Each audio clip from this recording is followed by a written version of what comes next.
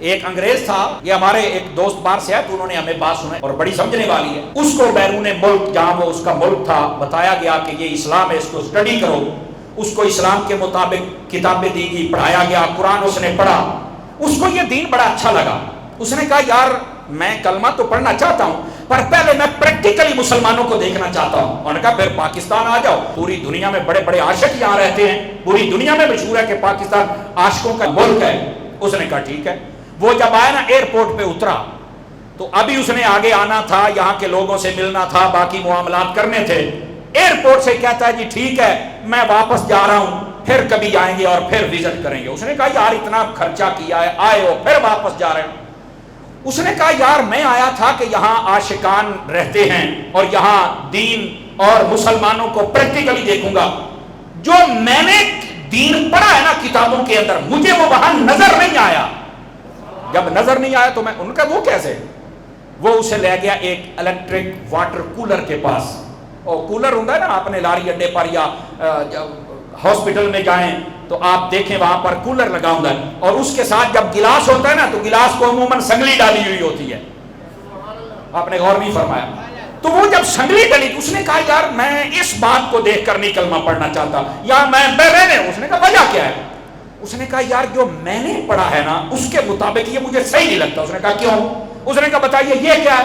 اس نے کہا یہ تو پانی کا کولر ہے۔ اچھا یہ کیا ہے؟ اس نے کہا گلاس۔ وہ نے کہا ایک ہی ہے۔ اس نے کہا یہ سنگلی۔ اس نے کہا یہ سنگلی کیوں ہے بھائی؟ کہتا ہے اس لیے کہ اس کو کوئی اٹھا کے نہ لے جائے۔ اس نے کہا ہو مسلمانوں کا ملک اور چوری کر کے لے جائیں؟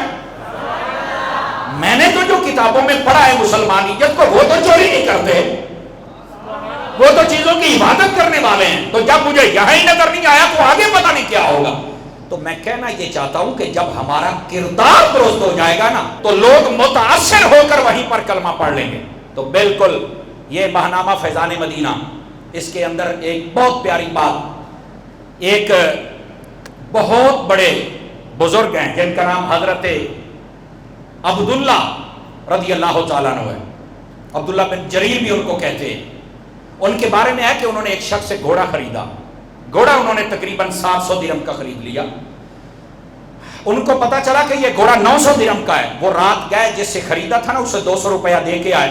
کہنے لگے یار لگتا ہے کہ تجھے بیچنے کا طریقہ نہیں آتا تھا اور مجھے خریدنے کا نہیں آتا تھا، تو یہ 200 روپیہ تیرا بنتا ہے، یہ لے لے۔